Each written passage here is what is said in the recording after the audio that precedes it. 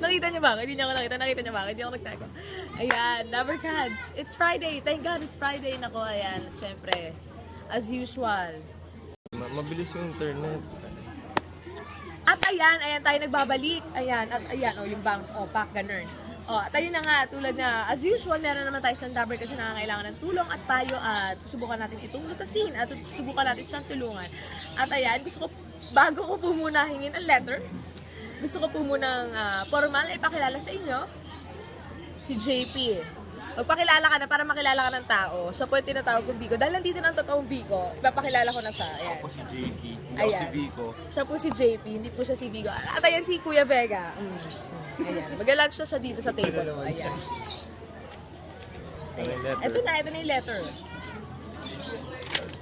May nagawa naman tayong email, JP, para alam nila kung saan isisend ang kanilang mga queries. Nag-ano sila sa Twitter, yan. Galing yan sa Ayan.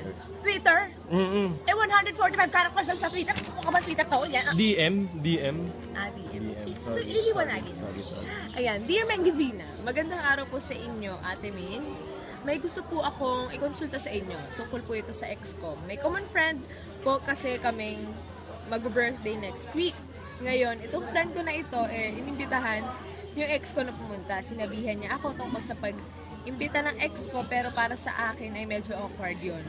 Kung magkita man kami doon, ano po kayong dapat kong gawin? Huwag na lang ako pumunta o pupunta ako, pero snob na lang siguro sa ex ko. Ano pong meron kayong magandang maipapayo sa akin? Thank you po. Una sasabihin ko, hindi ko alam kung meron akong magandang maipapayo sa'yo, pero meron akong maipapayo sa'yo. From Karen Evangelista. Ayan, Karen, kasi ano pang magagawa mo? Common friend yung nga, di ba? Hindi nyo naman pwedeng iwasan. Hindi nyo naman pwedeng iwasan yung isa't isa ng ex mo. Tsaka, di ba past is past? Di ba? Di ba tayo ng tao, nag-move on tayo? Di ba? Hindi ka pa ba nakaka-move on? Bakit tingin mo may ilang ka pa? Sabihin mo sa akin, sige, tayong dalawa lang naman na nandito. Sabihin mo sa akin, hindi ka pa ba nakaka-move on sa ex mo? Baka wala silang formal na closure, gano'n. Walang formal na closure. O kaya hindi sila in good terms nung ex niya. Hindi naman nilagay dito eh. Sa susunod, pag maglalagay ka, Karen, lagay mo lahat. hindi mo siya kailangan isnabin. Bakit? Kung di man okay ang paghihiwalay nyo, edi, alam mo yon, mas okay na rin na magbatian lang kayo para hindi ka, alam mo yun, hindi ka habang buhay na iiwas sa kanya. Paano yung pag nakita mo siya sa ibang lugar? Iwas ka din ba? Tsaka ito naman, hindi naman ikaw ang pinunta niya. Tandaan mo, hindi naman ikaw yung pinunta niya. Diba? Party ng friend mo ito. Kaya, huwag ka mag-isip ng kung ano-ano dyan. Diba? Malay mo, pag nagkita sila, may spark po pala. Hindi. Malay mo, hindi. Hindi naman lahat ng bagay, alam mo yon, may spark ulit. Pag nagkita pa po ulit, hindi ganun yon. Ayan, siguro hindi, tanongin kita, nakamove on ka na ba? Tanongin mo muna rin yung sarili mo rin kung nakamove on ka na. Kasi kung hindi pa, medyo mabigat yan kapag nakita kayo ulit o kaya kapag nakasalamuha mo ulit siya, kapag nakausap mo. So first, tanongin mo muna yung sarili mo, nakamove on na ba ako sa kanya? Kung free na ba yung puso mo sa galit, sa tampo, sa lahat, sa napagdaanan nyo noon?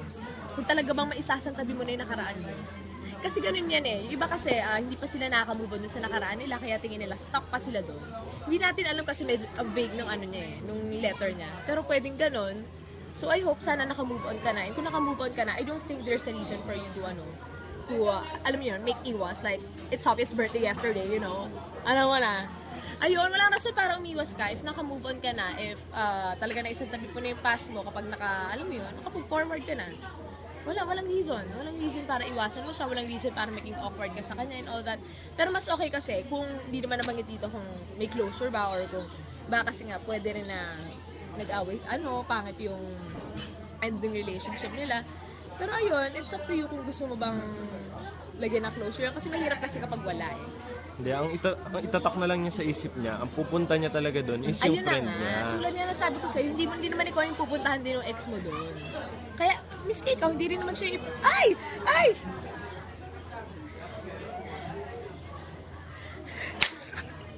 Miski ikaw, hindi rin naman siya yung pupuntahan mo doon, di ba? JP naman, ang dami-daming lugar, bakit dito? Ayun. So, ayun, Karen, yun na lang tandaan mo. Itatak mo sa isip mo na hindi naman siya yung pinuntahan mo, hindi rin naman ikaw ang pupuntahan niya. Pupuntahan yung pareho, ay ang kaibigan niya. Mag-focus ka na lang sa kaibigan mo, sa party, tumulong ka doon. Ayun, tulungan mo siya. Pwede mo naman siya kailangan iwasan eh. Pero kung hindi ka komportable na kausapin siya and all that, eh, di mo kausapin. Wala namang pulpilitin sa'yo. Malay mo, siya lumapit sa'yo, kausapin ka. Pero kung hindi ka pa ready, alam mo yun, casualan lang, ganun lang. Huwag ka lang maging rude sa kanya. Okay? Civil lang. Kasi mas okay na, alam mo yun, wala kang galit or tampo or sama ng loob sa mga nakaraan mo. Kasi mahirap eh, kapag may dinadala ka pa hanggang ngayon. Diba? Mahirap yung ganun. Move on din pag may time. Ayun, sana mag-enjoy ka. Isipin mo na lang na huwag mong i-stuck yung sarili mo dun sa nangyari sa inyo o dun sa ex mo. Huwag mo ibuhos sa kanya yung attention mo dun sa party. Kasi hindi siya yung pinunta mo dun. Mag-enjoy ka and have the best time of your life. Ayun lang, Karen. Dahil sa pag-advise ko sa'yo, marami akong mga bagay na alam mo na, dito. So, ako na nga yun. Ako na nga yung nangangamoy. Ayan, Santa Karen, sana nakatulong kami sa'yo at sana mag-enjoy ka dun sa party na yun. Basta huwag ka mailan, just chill ka lang, best. Huwag ka masyadong mag-overthink. Sabi nga ni Alda, di ba? Huwag ka mag-overthink. Ayan. Mag-overthink, okay lang yan. Huwag ka masyadong mailang. Huwag ka masyadong ma-awkward. Hindi sa kanya umikot ang mundo mo. Tapos na tayo. Move on na, best. Yun lang, Karen. Bye-bye. Thank you.